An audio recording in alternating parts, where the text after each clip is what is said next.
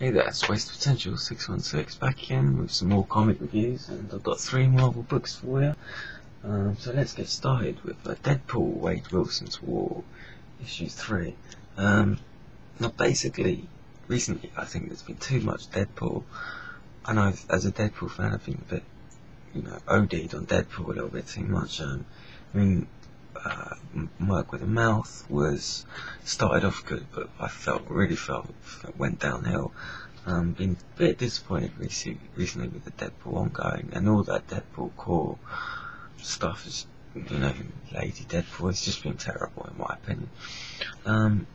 But this has actually been quite good. I reluctantly bought the first issue, but it was recommended to me, and it reminds me why I do enjoy Deadpool.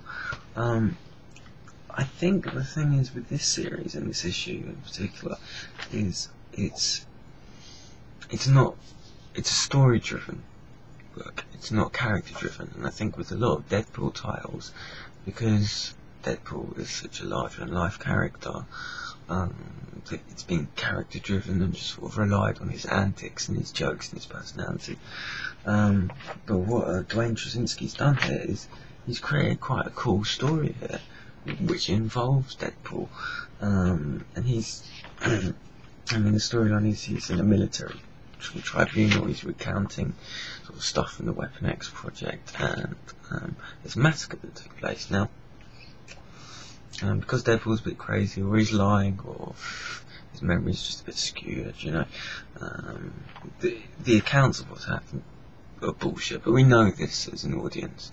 It's not just bad continuity, because certain characters get killed, which we know aren't dead. And we have other accounts from other people in the military, and there's a bit of intrigue here, and basically we don't know exactly what's happened. And using this as a tool, it's create a mystery for the audience to get eager to find out exactly what's happened. So because of all this, I now really want to know what happened in the last issue, to find out exactly what happened. Was there a massacre? Were they set up by the military? And I think it's done really well. The artwork's good as well. Jason Pearson, it's kind of stylized, a bit cartoony. It suits the tone of Deadpool quite well.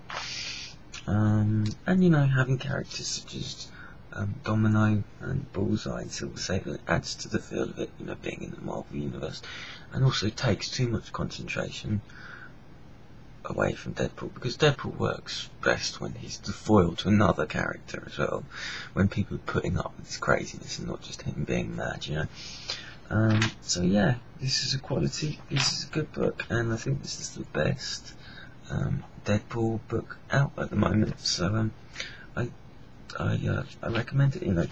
It's getting towards the end now, so pick it up in trade. But it's been good. I'm looking forward to the final issue, and it ends on a bit of a cliffhanger as well. So this is a good book. Secret Avengers issue 3. There's a bit of a late review on this one because I think 4's coming out soon, maybe even tomorrow. And I got this a bit late, but I was disappointed with the second issue. I felt it was kind of missing something, but this definitely has that something.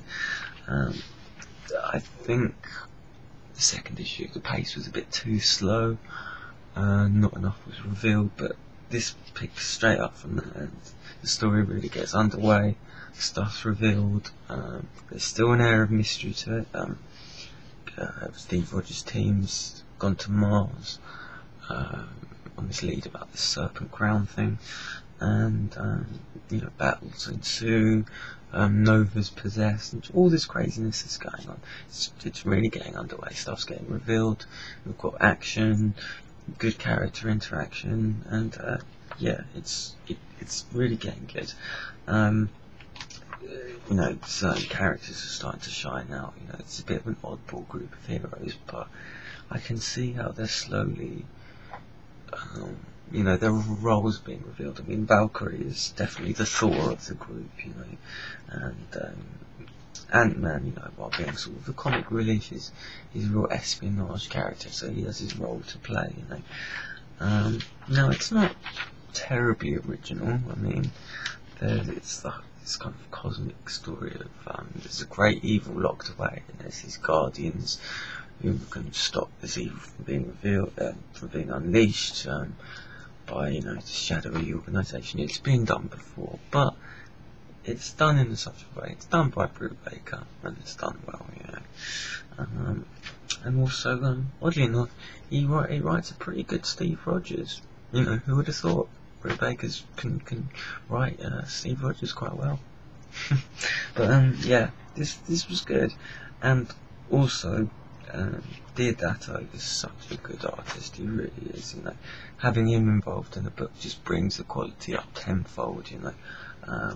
It's photorealistic artwork at times, but still with a fantasy element. He does good page layout, his composition's good action scenes. I'm just enjoying just flicking through it, looking at it now. So basically, this is a quality title, two quality artists, an artist and a writer, Brubaker and Deodato.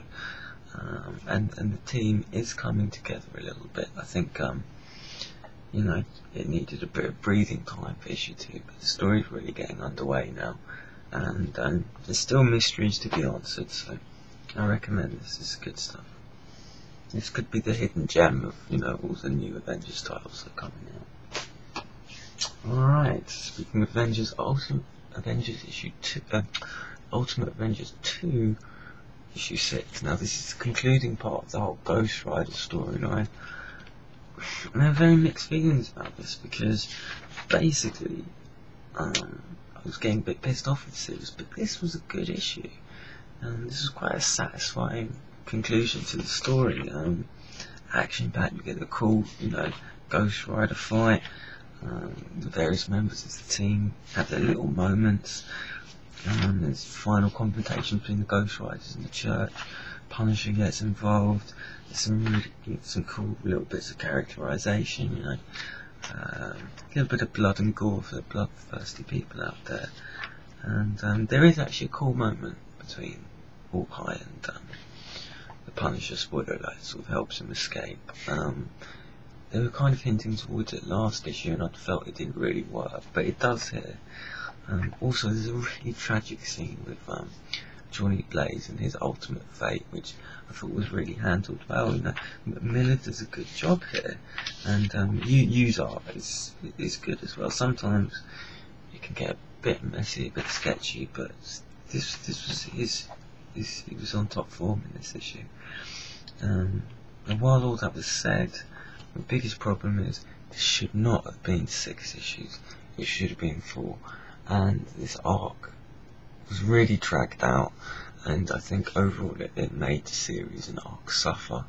And Miller shouldn't have done that. It could have been quite a fun, cool little 4-issue miniseries, but just to get some more money out of people, it was dragged out to 6 issues. So that's my biggest problem with it, and because of that, I think I might drop the book. I don't know. I might give the first issue the next thing a go, but if they're cool, then they're not masterpieces. They're cool, fun little action stories, with some niggly little bits, but all in all, not bad. But don't drag it out and don't rip off the audience, But actually, this was quite a satisfying issue. It's just the series as a whole. It was dragged out too much. Anyway, I'll leave it at that, guys. See you later.